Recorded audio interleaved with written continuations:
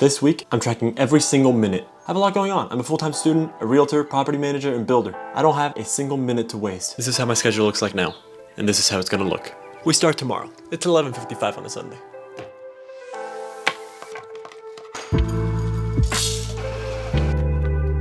Okay, if this seems excessive, it's because it is. It very much is, but I'm doing this for a very specific reason. I have this constant fear. Actually, fear's not the right word. Worry, anxiety, terror, fright, horror, agitation, angst, unease. Actually, no, fear works.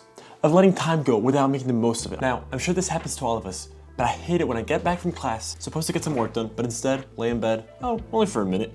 Suddenly, it's 45 minutes later and you're still scrolling through your phone with clear knowledge of what you're doing as you flip through YouTube, Instagram, then you close it and instinctively open up YouTube again. You look up and look at that, it's been an hour. You're running out of time, you're getting hungry, it's time for dinner, so you go over to your fiance's and you cook and eat, and well, while you eat, might as well watch some TV.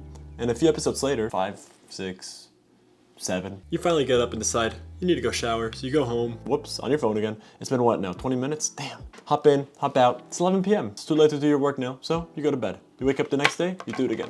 This has to change. I have one more semester of college, and I want to make the most of it.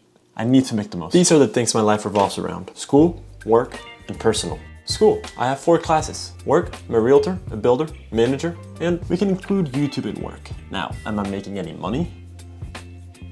No. And personal, I'm gonna include relationships, church, exercise, entertainment. So now in my reminders, I have a separate folder for each thing, and more importantly, each thing is going to be placed inside of the calendar. What I'm realizing I'm probably gonna do is all these reminders and things I have on my reminders app, instead of putting them individually in my calendar, I'm gonna put in a block of like 3 hours to work and try to knock as many of those things out as possible. The reason I'm not gonna put them individually is because I don't really know how much time things like these are gonna take. Like I need to call Xfinity and I don't know how long I'll be placed on hold. Now, maybe what I'll do throughout the week is I'll actually put work on builder stuff, work on realtor, work on property management, work on YouTube. That I think is a good way to break it down. That way it's not just a block of work and it's actually more organized. You know what, that actually sounds really good. So I'm gonna block off 3 one-hour periods to work on realtor, builder, and management. You'd think it'd be that easy. It wasn't. It was a hard week. Started off fine. Each day I'd wake up with a plan and knew exactly what I was gonna do. It was all laid out after all. I started with the certainties. Classes immediately in my calendar. Meals, I knew when I wanted to eat, so they were just in my calendar. Same with wake up times, same with meetings. Where it got complicated was in those minute things that I needed to do. My days are so sporadic. I don't know how I'm gonna make this work. In my head, dividing up my responsibilities was a good idea. And in theory, it was. However, the problem of when I was gonna do those things remained. So here's the thing, I plan to do work just like as a concept in this hour. The problem is I can't. Not because I can't fit it all in 1 hour, but because the type of work I do doesn't really lend itself to this. Some of the builder work, sure. I need to make some phone calls, get Xfinity to service a project, Comcast Business, call a few contractors, download some bank statements and put them in Excel. All that I can do. Kind of. The Xfinity thing might take more than one phone call.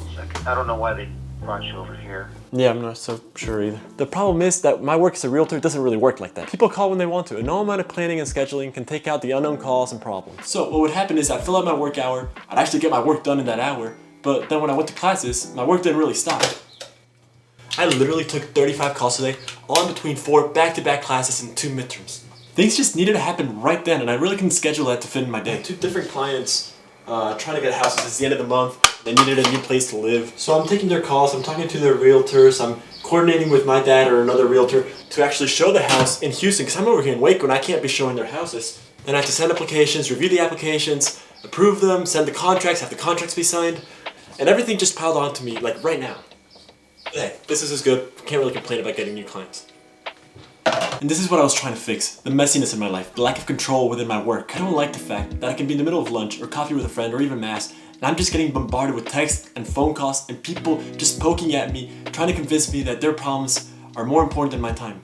And to some extent, they're right, that is what I get paid for. This week's been pretty eye-opening in a few different key ways. 1, you cannot take the unexpected out of life.